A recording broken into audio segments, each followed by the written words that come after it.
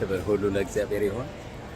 እንኳን ደስ አላችሁ ለማለት ፈልጌ ነው። ዛሬ የጌታችን የኢየሱስ ክርስቶስ መወለድን የምናከብርበት እኛም ኢትዮጵያውያንና ኤርትራውያኖች በዓለም ዙሪያ የክርስቶስ ኢየሱስን ወንጌል እንሰብካለን በስፍራዎች ሁሉ እና ከሁሉ በላይ እግዚአብሔር የሰጠን በልጁ በኢየሱስ ክርስቶስ ሞትና ትንሣኤ ሕይወት ነው። ሕይወት ክርስቶስ ኢየሱስ ነው እና እንኳን ደስ አላችሁ ለማለት ፈልጋለሁ እና ኢየሱስ ክርስቶስ በመወለዱ ለሁላችንም ሕይወትና በረከት ሆኖልናል።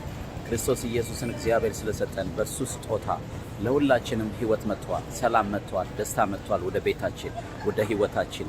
እግዚአብሔር ከተለያየንበት ከጨለማ ኑሮ እግዚአብሔር በብርሃኑ ብርሃን እንድናይ እግዚአብሔር ወደዚህ ምድር እግዚአብሔር ታላቁን ብርሃን ዓለማትን የፈጠረበትን ልጁን ኢየሱስን ልኮልናል። እንኳን ደስ አላችሁ፣ እንኳን አደረሳችሁ ለማለት ፈልጋለሁ። ኢየሱስ ክርስቶስ ተወልደዋል። መድኃኒታችን ተወልደዋል። በግርግም ላይ በቤተልሔም ይሁዳ ኢየሱስ ክርስቶስ ተወለደ። በሱ መወለድ ሁላችን በመንፈስ እንድንወለድ እግዚአብሔር ልጁን ኢየሱስ ክርስቶስን ወደዚህ ምድር ልከዋል።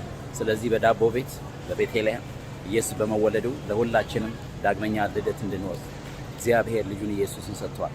እግዚአብሔር ከልጁ ጋር ያልሰጠን ነገር የለም። ሰላሙን ሰጠን፣ ሕይወቱን ሰጠን፣ ፍቅሩን ሰጠን፣ ምሕረቱን ሰጠን፣ ደስታውን ሰጠን። ከእርሱ ጋር ያልሰጠን የለም ይላል መጽሐፍ ሲናገር። ከእርሱ ጋር ሁሉን ነገር እንዴት አልሰጠንም? ሁሉን ነገር ሰጥቶናል። ጤና ሰጥቶናል፣ ሕይወት ሰጥቶናል፣ ጥበቃ አድርጎልናል። ክብር ለኢየሱስ ይሁን። እንኳን አደረሳችሁ ቅዱሳን ወንድሞቼና እህቶቼ፣ በምድር ሁሉ ላይ ያላችሁ የእግዚአብሔር ሰዎች፣ እግዚአብሔር ከእናንተ ጋር ይሁን፣ ሰላም ይስጣችሁ። ይህ አዲስ ዓመት ደግሞ የድል ዓመት፣ የክብር ዓመት፣ የሰላም ዓመት፣ የፍቅርና የመያያዝ ዓመት፣ የእግዚአብሔር መንግሥት የምናሰፋበት ዓመት ይሁንላችሁ። ጂሰስ ኔም ጋድ ብሌስ ዩ።